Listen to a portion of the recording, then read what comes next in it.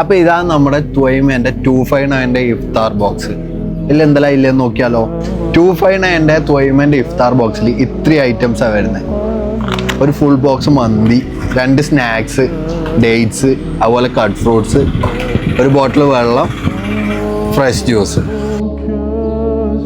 വളരെ മൈൽഡ് മസാലയിലേക്ക് നല്ല സോഫ്റ്റ് റൈസും ചിക്കനും വരുന്ന നോമ്പിനെല്ലാം കഴിക്കാൻ പറ്റിയ ടൈപ്പ് ഒരു മന്തി.